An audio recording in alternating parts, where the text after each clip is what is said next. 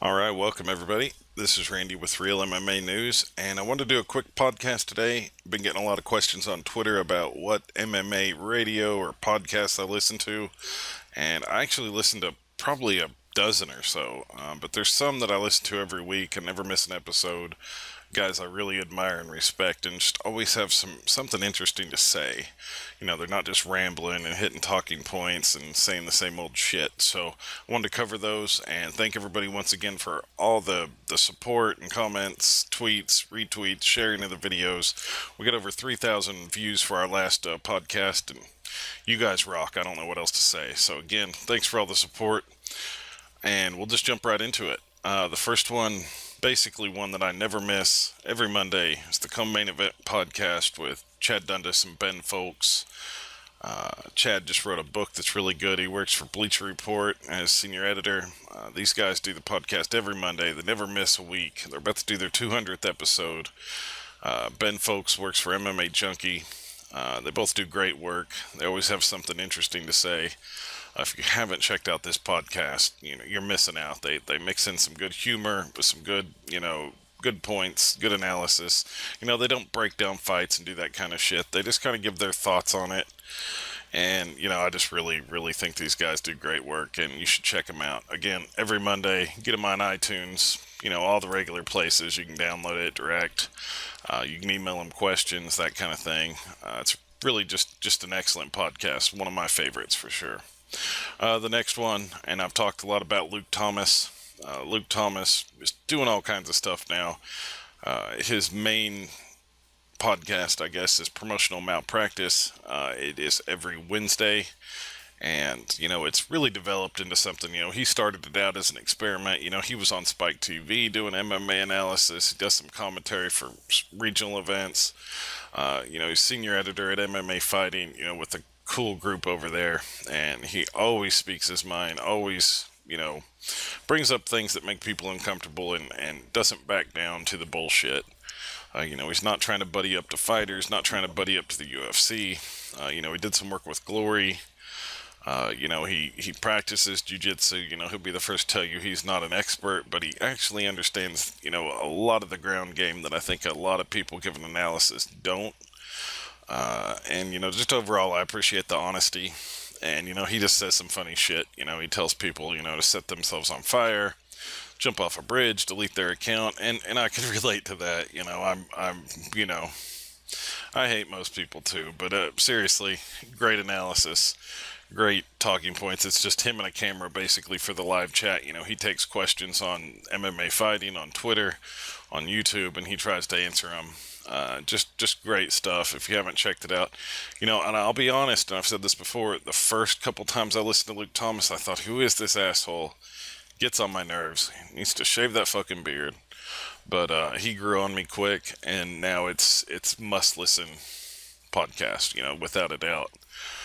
He also does, and this will be one of my honorable mentions, he started the Monday Morning Analyst, which is, of course, on Monday, where he'll break down a fight, maybe two on Monday that happened the previous weekend, where he'll discuss the technical aspects with slides and charts and stuff. It's really great. The McGregor breakdown he did against Diaz, the Holly Holm one, he just does some really great work.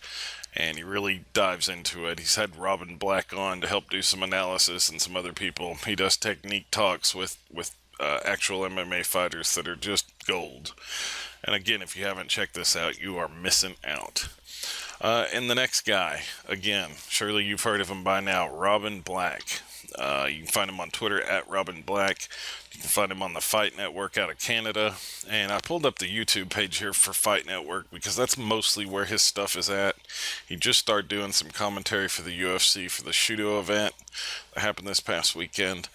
But you'll see him doing 5 rounds on the Fight Network, and his analysis is just head and shoulders above just about anybody. He's actually done some MMA fighting.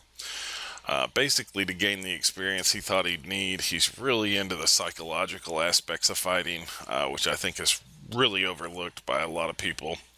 But again, you can see the 5 rounds over here. And they'll usually do 2 videos there where he discusses upcoming fights, previous, fights that have happened, his analysis, his take on it. He sits down with sports psychologists, discusses with them. He'll sit down with sports bettors and other analysis guys or analysts, and just really great stuff. Check him out on Twitter, again, at Robin Black. He's great to respond to all his fans and people with questions. He's one of the few people that predicted home beating Rousey, things like that, and it wasn't a fluke. This guy knows his stuff, and he's not afraid to be wrong or to admit when he's wrong, and he's super excited about the game itself. He's just got a passion for it. Check him out. Robin Black is the fucking man. If you can get past him being a Canadian, of course, which I'll forgive him for. But seriously, check him out on Fight Network on YouTube. That's the best place to catch him. Check him out on Twitter because he'll post links to his stuff. Again, you're missing out if you're not checking this guy out. My next entry is the MMA Hour, and I kind of have a love-hate relationship with this show because I don't care for a ton of fighter interviews. Most of them aren't very interesting. I do like Ariel. I have a lot of respect for what he's done in the industry. Again, I started out not being a huge fan of his, but we had some discussions on Twitter, and he won me over, and he really won me over, recently, basically standing up for what he believes in and saying his piece and not trying to be so politically correct and please everybody. I think he's better off now that he's parted ways with Fox.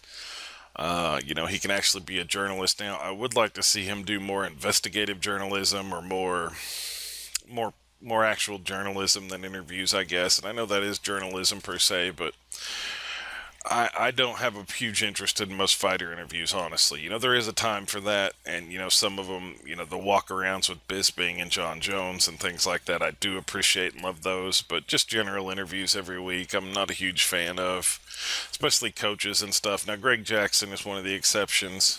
Kavanaugh is another one that's great to hear from, but in general, most coaches they're not going to speak too honestly anyway, and neither are fighters. And most fighters, honestly, they're just not very interesting. That's why Conor McGregor is such a phenomenon. He has shit to say, whether it's crazy or wacky or whatever, but a lot of these guys are just try to, it's like they read the guidebook on how to be boring. Do you guys remember in Bull Durham when Costner was telling the guy what to say when he gets to the big leagues, all the cliches, he had to learn the cliches.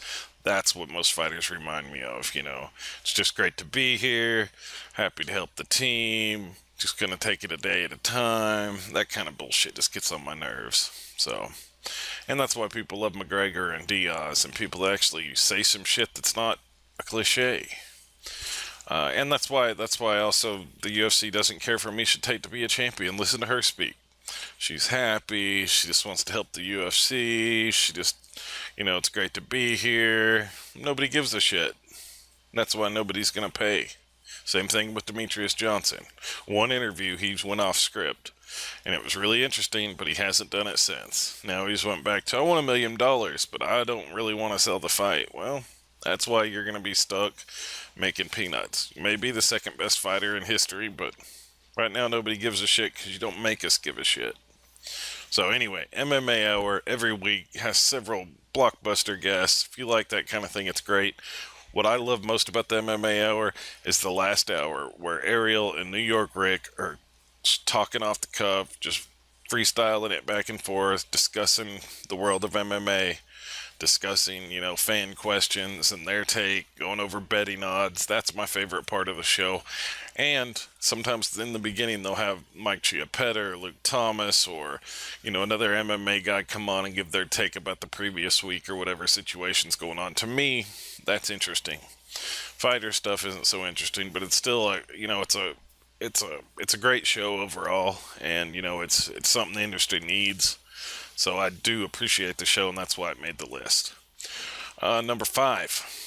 Chael Sonnen, and you're welcome. And this was a tough one for me because, I've always been a big Sonnen fan. He's really won me over lately. I think the show started off great at first because it was new and it was interesting. And then it kind of hit a little weird spot where he was bringing on guests that, again, didn't have a whole lot real to say. They were hitting a lot of cliches, and he was kind of, trying to get in the groove and find his voice.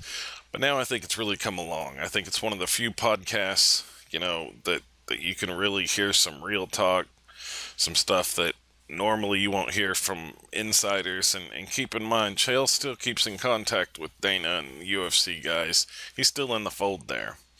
But he still gives us scoops, and he still speaks his mind. And sometimes he also says shit just to say shit to, make some headlines. But I kind of like that too. He's had some good guests on lately. We had Nick Diaz on. We had Chris Bell on. Front Row Brian's always entertaining. But again, the fighters, King Mo and all that, there's nothing worse than listening to King Mo ramble on. But again, I think it's worth listening to. So check that out. And I'm going to give some honorable mentions to a few more of these guys. And I had a little list I'm going to pull up real quick. Yeah, Jordan Brain. Sure Dog Radio Network. I've had trouble with it at times. I love some of their segments. Some of them are not so good. But I figured out what I really like is listening to Jordan Brain. He did Cheap Seats for a while. And he did Media Row, I think, or something like that. But lately, I don't know what the deal is. It sounds like they're making a lot of changes. I think Jeff Sherwood's leaving for whatever reason. You'll probably know more about that than I do. But I've really started to like TJ DeSantis and listening to him. And Jordan Brain's always got something interesting to say. And, they still kind of stick with the old school radio format, but I still think there's a place for that, and they've got it. But I would definitely check out a lot of Sure Dog's radio stuff. They do Beat Down After the Bell, which is interesting. They usually come on right after, an event, discuss the event, that kind of thing. Another honorable mention is the Sixth Round with Nate Wilcox, Zane Simon. I like a lot of their content. They do a lot of video stuff. They do If I Did It over there at Bloody Elbow. And they also do... what's it called? It's like an MMA Prospectus Vivisection where they discuss prospects and upcoming fights. Those guys do good work. It's a little chaotic at times, and they get way off track at times, and that's about my only complaint. I'd like to see them reel that in a little bit, because they talk about a lot of inside joke kind of stuff and reference back to other episodes that if you haven't watched it, it's 20 minutes of not making any fucking sense. So I think they need a little more structure, but, overall there's some good content in there if you're willing to sift through it. And finally, I'm going to mention one more that make the honorable mention list, and that is the MMA Beat, which is hosted by Ariel on MMA Fighting, but they usually have Luke Thomas, Jeff Wagenheim. They used to have Mike Chiappetta before he retired for a little bit and came back, and now they have, they usually have a mix. Who is it? It's Chiappetta. Not Chiappetta. It's Thomas, Wagenheim, and Chuck Mindenhall. And all those guys have something good to say. The conversation usually gets dominated by Luke and Ariel, but that's just because the other guys, they say their piece and they hush and they don't expand on it much. But overall, they have good chemistry, and they talk about basically just the world of MMA, and a lot of times that includes the media side and the business side, which, for whatever reason, most MMA fans, including myself, find interesting. So they do that every Thursday, pretty much. Be sure and check that out. It's on MMA Fighting, and it's a good hour of just basic information. They talk about whatever's hot, whatever's happening. So that's my basic list, guys, and I'd love to hear, which ones you guys listen to. There's a bunch I left off this list that I do check out now and again. Submission Radio seems to be coming on strong. Anik and Florian should get an honorable mention. I like a lot of their stuff, but again, they try to have fighters and stuff on, and that's usually when I turn it off. And I think with both those guys, Anik less than Florian, he's been a little hot water, but I think they're both a little bit handcuffed by working with UFC Tonight and the UFC directly. They have commentating jobs and whatnot, and that keeps them from saying really what's on their mind and calling out some of the bullshit that the UFC pulls. And things like that. So I think there's a bit of a conflict of interest there, but both those guys are super smart guys with a lot to say, and they know a lot, but they can't say a lot, if that makes sense. And I think that's a shame. And I think eventually they'll get past that or move on to different jobs and, hopefully we can, hear some better takes. The podcast with Karen Bryant and Eve Jabane, is that who it is? Or Alan Jabane? Some fighter. I think that's an interesting one. Not super interesting because, again, he's a fighter employed by the UFC, and she is employed by the UFC and UFC Tonight. But they do have some decent chemistry there, and that's one I've listened to a few times. But I know there's some other good ones out there, and I hate to leave anybody off the list. So again, tell me what you guys listen to religiously. Tell me what I left off. Tell me what you like or hate about my list. Won't hurt my feelings. I want to make sure I'm getting all the best information. So be sure and let me know. And we'll stop it right here. Check me out on realmmanews.com. I'm at Randy Lehman on Twitter.